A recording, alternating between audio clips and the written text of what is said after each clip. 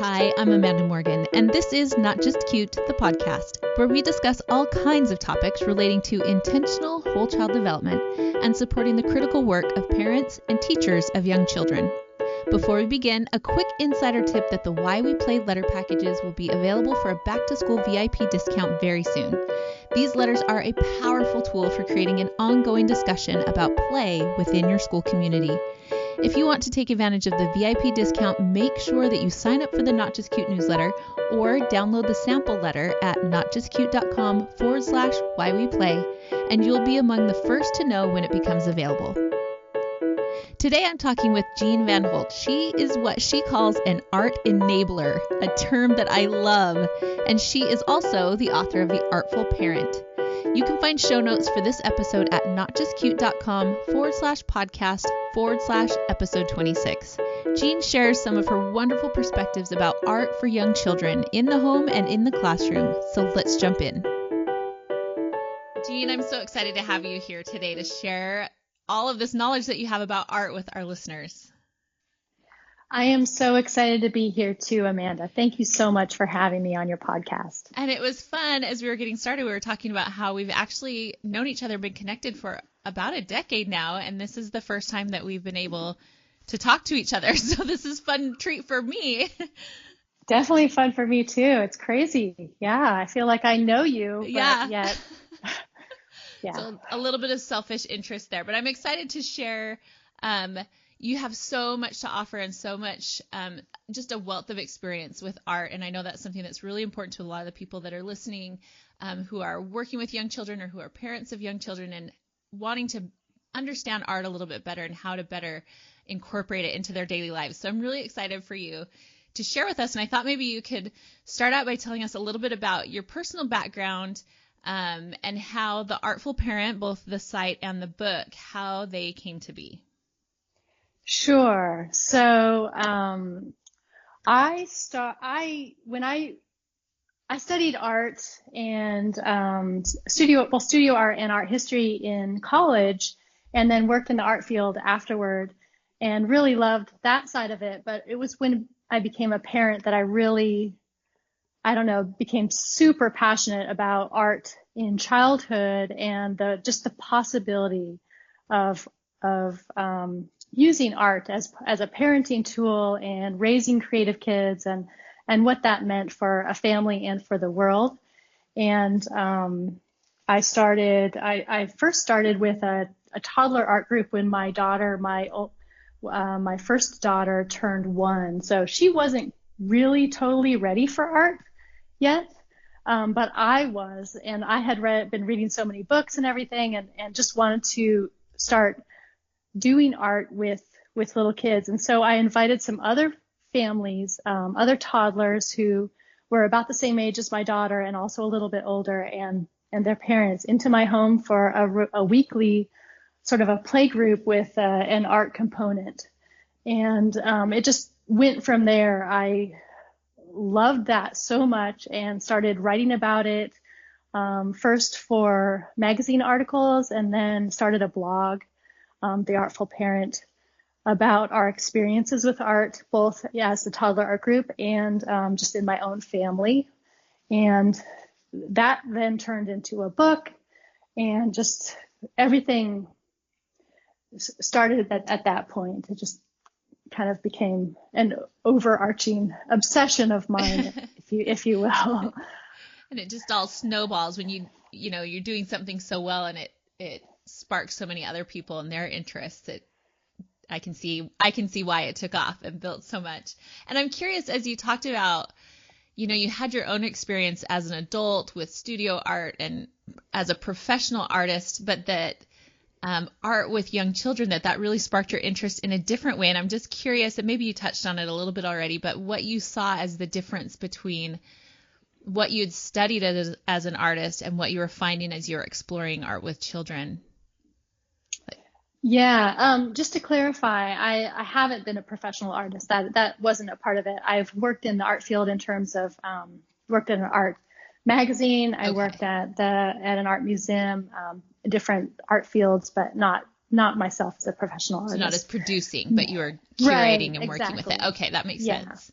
But to go back to your question, art with kids, it's there's so much potential there for exploring and learning about oneself, about the world, about just experimenting with materials and techniques and everything that you talk about with early childhood development, about how you're learning about the world. Art can be incorporated into just about any of that. And it can be, I approach art from a process-oriented standpoint, an open-ended standpoint. So for me, it's not about the end product per se, but about the process of creating, the process of exploring, the process of just trying different techniques or combining different materials. And so from that perspective, there's so much potential for learning about oneself, about the world, about the materials around us. There's just so much potential there that I just love seeing that with young children, and love seeing what they come up with at any point in their life, and every day could be completely different. So true. And I think you really touch on something that's so important, that process, particularly in that open-ended creative process art, that process really mirrors the learning process in general, asking questions and problem solving and experimenting, and the point that you make about self-exploration as well, and expression. It really encompasses the cognitive elements as well as the social emotional elements, as well as those motor skill development elements as well. It's really a powerful approach for whole child development to have those art components, like you said. You've mentioned, I love what, as I was looking over your book again, so this is the Artful Parent. This is the new edition. It's been around for a while and you've improved it. We'll talk about that a little bit later, but I loved, as I was going over it again, remembering, I know I've heard you use this before, but I read it again last night, that you call yourself an art enabler. And I just love that title. And so I'm curious some of your thought process behind that title that you carry as an art enabler. Well, I love it as well, obviously, or I wouldn't use it, but I love to encourage as much art as possible. I love to facilitate art experiences for children. And one of the ways that I do that is directly with children in art classes, etc., and with my own kids and their friends. But more and more, it's through parents and teachers and caregivers, helping give them the fun activities, the tools, the inspiration, etc., to do more art with their kids, to understand how important art and creativity are, and just to be excited about it and to do more with the kids in their lives.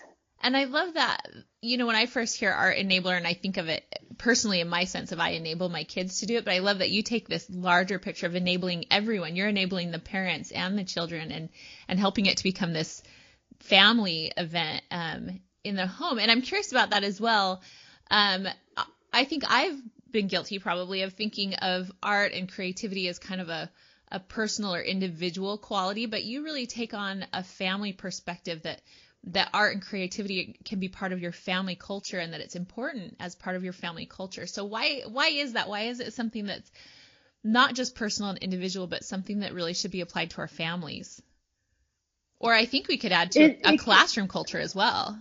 A classroom culture and a world culture. I think it's all of that. But I think that's very important for families, partly because we learn so much from those around us. And we learn so much just from our environment, the whole idea about our environment being the third teacher. And so much happens in early childhood in terms of development that it's important that we think about fostering creativity from the beginning and not wait until kids are in school, for example. And even once kids are in school, the schools might or might not have the funding for art or even the mindset, for fostering creativity. And so I think that it's so important to make art a part of the family life, and also because of the connection piece of it all. We learn from those who are key players in our life, whether it's our parents, our grandparents, key teachers also, and our best friends. What we do with those people and what they are interested in influences us. And so I think that it's important to make it a part of our family life from the beginning.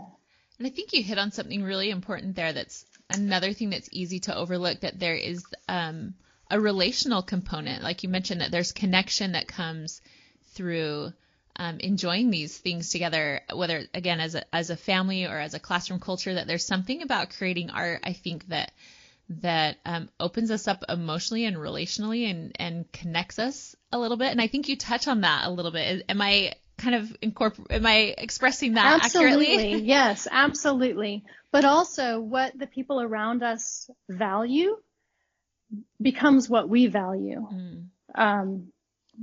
oftentimes.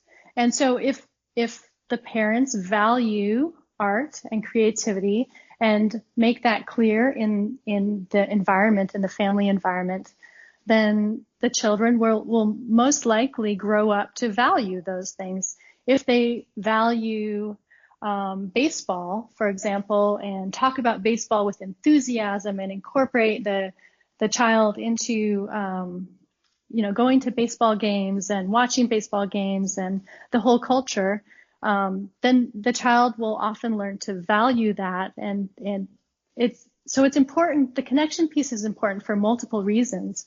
And so what we do and what we value as parents is transferred to our kids. So true. And they're more likely to enjoy it, to do more of it, to just explore it in different ways. Right. So it's not enough to just hope that our children will be creative. We need to show that in what we do in our home and in our family and what we value. Right. As much as possible. Yeah. I think so. Yeah. So what do you think of a creative or artful family culture? Can you kind of give an example of what that might look like just in a regular day, the types of things? Because I think for some of us, we think, if I'm going to be an artful parent, I'm going to have these, big, huge craft activities going on all the time. We're going to be sculpting and painting, and those are great things. But you mentioned that it's not always just about, sculptures and paintings. But what are some of just kind of the typical day-to-day, if I want to be an artful parent and I want to get past just looking at my once a week event of art, what does a more artful family culture look like in a regular day-to-day sense? Yeah, absolutely. So, once a week art event or project or after school, like big activity is awesome. And that could lead to more. But I like to think of art as a parenting tool, and incorporating art and creativity and ways to foster creativity into everyday life, and use it just more as a parenting tool and a living, a life tool. So some ways to make it more of a regular part of parenting and a regular part of family life, and just to use it as a tool in your tool belt. You can use art for transition times. Some low-key art activities can be great for transition times to just help kids move from one time of the day or activity to another, like after nap time or after school, times when that normally can be, can have some strife possibly around them.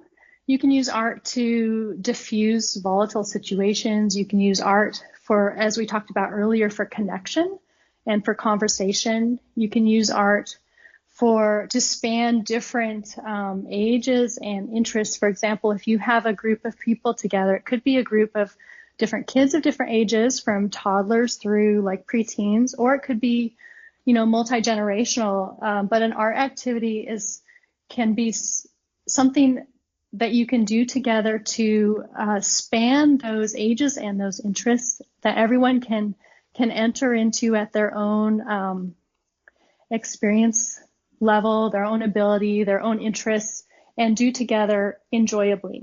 You can use art to wind down at the end of a day. You can use art to get excited and interested in something. You can use art to learn about oneself, about the world. You can use art to process what's going on around you, to express yourself.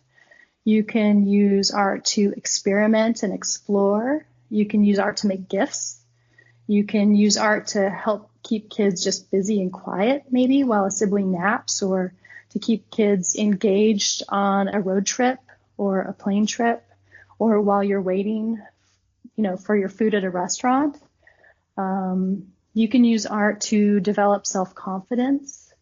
There's so many ways to use art and other creative activities and just this approach in general as a tool in your parenting toolkit, as a way to parent and as a way to facilitate the day-to-day life.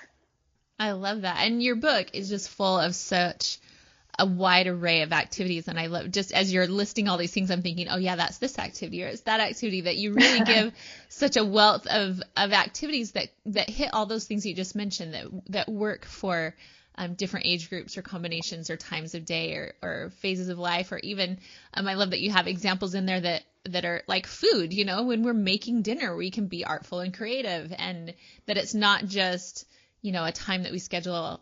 And like you said, that can be great too. You can schedule this one event, but that it can just, as you mentioned, fill into so many places in our day. And I love your perspective that it's something that helps us to parent, that it's not just something, that we add on, but that it helps us in that process of parenting and in filling that role with our children, that can be something that facilitates and strengthens relationships and helps in different situations. So I'm curious if you'd be willing to share maybe an experience or a story from your own family, or maybe families that you've worked with, as you've worked with so many different families, that kind of demonstrates how having a more artful approach has really changed the family or increased the connection. Do you, any examples or stories come to mind? So the families in my toddler art groups have all talked about how much of an impact that their participation in the groups has affected and impacted their parenting, like even years later, and how much it has, how much more open they are to experimenting in art and in life and in conversation with their kids, and allowing that experimenting to happen, and in the way that they make art materials and spaces, and just the opportunity for art making in their family, how they incorporate that in their life. A specific example would be my friend Rachel has 4 boys, and one of the middle ones was having some trouble just with self-confidence. I think that his older brother was comparing himself to his older brother in drawing specifically, but also in general. And Rachel created an art game, a drawing game, just for him, a one-on-one game that helped him and them a lot, helped them connect. It helped him, overcome some issues he was going through, and just regain some self-confidence. And what she did was just created this kind of a back and forth drawing game where they would sit on opposite ends of the sofa with a drawing pad and a pen, and take turns telling each other what to draw, and they would each draw it without showing each other, and then they would compare, or not compare, but just show each other. And it was a way to connect, a way to just have some one-on-one time, and the child did not feel didn't feel the same need to compare with his mom, who he was just hanging out with and playing this game with, as he did with his older brother, who he was having a little bit of, how it is with. I was going to say, I so relate with siblings. 4 boys. Yeah, the comparison. And I love that that's such a simple thing. It was simple and yet really, really powerful. And I love that you point that out, and that there's so much of your book that is that way, that these are these are simple and these are doable, and it's not an overwhelming commitment to try to be more artful in your family. You really lay it out in a simple and appealing way. And I love what you mentioned about the whole perspective of parenting being changed, as you mentioned with your toddler class, that they not only are more open and creative in their art, but open and creative in their approach to parenting and being accepting of their children experimenting. And I just, as you were saying, that was creating just this connection in my own mind of how supporting your children in art parallels the way we need to support them in life, and that there are just so many connections there. That's so fascinating to me. Really cool. Right. And it's always changing. And the one nice thing about art and just the sort of a creative approach to life and an approach that fosters experimentation and asking like what if questions, et cetera, is that you can create things that work for your family and your kids on the fly as necessary. You can change things up anytime that suits your family, suits your kid, where they are in life and what their interests are, et cetera. Yeah, life and parenting in particular really call on us to be creative, don't they? Yeah, we need to stay on our feet. Right. So I was wondering, as I've worked with teachers and education groups, many, many times I'll say, I'll ask them if they understand what a term means, and I've been really surprised at how many have not heard it or been familiar with it. And so I was wondering if I could borrow some of your expertise to explain a term. So you use the term art invitations. And I often talk about invitation a little bit more generally, like invitations to play. And I've been surprised that it's not a familiar term to a lot of people. So I thought if we could take a minute and you could give your perspective and explain specifically with art, what do you mean by creating an invitation? Well, I think of an invitation in general as just something enticing to encourage someone to try something new or to explore something. So in art invitation, I usually think of as sort of a clearly defined but enticing invitation to create art, to explore an art material or an art technique, or just to try an art activity. And so for art invitations, what I usually do is I set out a few materials, sort of well-curated materials, in an inviting way, perhaps on an art mat or a tray, on a table that's relatively uncluttered, for example. So it's obviously an invitation to create. It's not just extra stuff that's out there. And it could be 2 or 3 colors of paint, piece of paper, and a few oil pastels or something like that. Just a few curated art materials that really call out to the child to just dive in and create something or to explore. So we use art invitations as a way to encourage a child to try something new and to explore materials or explore a technique. And so they're great for lots of different situations. They're usually something that we set up ahead of time and maybe surprise the child with. I like to set them up on a tray perhaps and like set it out of sight until I'm ready to introduce the art invitation. And I like to do it at transition times, like after school or after a nap, for example, just as an enticing invitation for a child to find at some point. I really love how you use the word enticing when you're describing these invitations to play. And that's really what I think of, or invitations to art. And that's what I think of with invitations to play, which I think kind of is a broader term that means the same thing, that it really just calls to the child to come over and check, like an invitation does, to come on over and check this out. And I love the enticement, the enchantment that's with that there's ownership as well, that they, that it's prepared for them, but they get to discover it and they get to own it and explore. And I just think that's really cool. Yeah, absolutely. So as I mentioned before, though, I'm trying to remember, I may have given the wrong year, but the book, The Artful Parent, you first released that in 2013. Mm-hmm. And at that time it became an Amazon bestseller, and it was a winner of the Family Choice Award. So I'm curious why you felt like it needed an update and what kinds of things are new in this new edition. It's beautiful, by the way. Thank you. Yeah, thank you.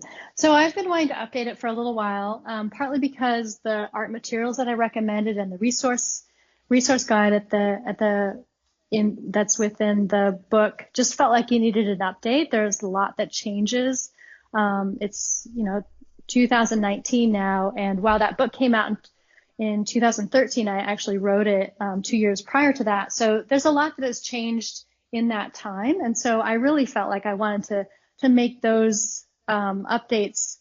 But then once I got into that, I thought, well, I could also, my photography has improved a lot since then. I could also take new photos. I could, I've learned a lot since then. I could add new material. And so I ended up adding a couple of new chapters. I ended up revising a number of things. I updated the art materials and the resources. Obviously, I took almost all new photos, and also ended up adding a lot of new art activities and updating other art activities. So what it started out as, I'm just going to update the art materials and the resources, turned into a major overhaul. And it was something that I don't know if other authors feel the same way, that once a book is published, they always want to tweak it and think, oh, I could have added that. I could have done that.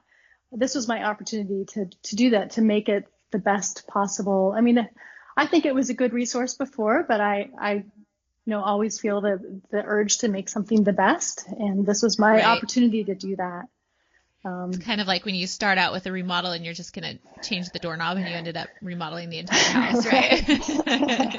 Yeah. But it's so well done. Really amazing. Thank you. And I'm curious, in that time span, so when it first came out, your girls were quite young, weren't they? Preschoolers, toddlers, kind of in that age range. And now they're tweens, which is really crazy. And I think about the changes in my own family in that time period.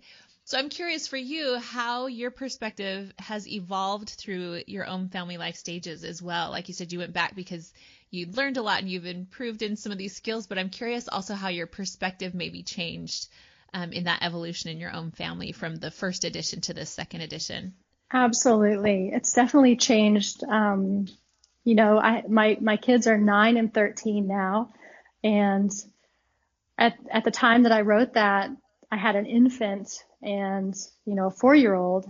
So it's my life, our family life has completely changed. Also, I've worked with a lot of other families, through our, children's art groups and the art classes, and through the blog and through my online courses and stuff. So I have a lot more perspectives now, and I've read a lot of books and tried a lot of new things. So I had a lot more to incorporate, and in general. I think it really speaks to the value of art to know that longevity is held, that you didn't get to this space in your parenting and think, oh, maybe it's not that big of a deal after all, right? That at 9 and 13, that this is still ingrained in your family's culture. Oh, yes, absolutely. It's definitely changed over time.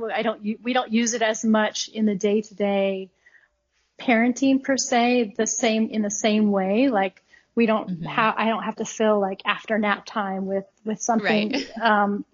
But we use it in a different way. Instead of it being a tool in my parenting toolkit, which it still is, but more and more it's becoming a tool in their toolkit. It's something they know the art activities, they know where all the art materials are, and I see them reaching for them at different times, and it being a tool in their life. My younger daughter, her favorite thing in the world, I think, is to listen to audiobooks and draw, and she will do that for hours. She loves just to relax and to draw. My older daughter is more into science experiments and just science in general and animals, and art is maybe not like something that she turns to all the time in the same way, but she will do, she'll incorporate it into her science activities, but she'll also use it to make birthday cards for her friends or to in the way that she interacts with her sister, etc. There are lots of lots of ways that I see them using it more and more in their sort of life toolkit. Which really is a pattern that we follow as parents, right? It's always our objective to work ourselves out of a job. And it seems like, that you've shown that, where you've gone from being the enabler and facilitator to giving them their own tools that they now use in their own lives to meet their own needs, which is really a beautiful, beautiful thing. It's kind of the goal. Yeah, right. That's what we want to do. We don't want to be in control of their art and expression. We want to just give them the tools. And it sounds like that's what you've done so masterfully. So before we go, I want to make sure that we give everybody any other information on how to find you in your book, but I also want to just get one little peek. If you can, we've gone forward, now I want to go way backwards. And can you share your own experiences as a child, your experiences with art that maybe influenced you one way or another about your perspectives on art from your own childhood experiences? Sure. So in my childhood, my mother, who raised us, made art materials available to us and gave us the encouragement and just the space to be creative in whatever way we needed to be. It was pretty hands off. And I think that helped us to find our to express ourselves in our own ways. One of the,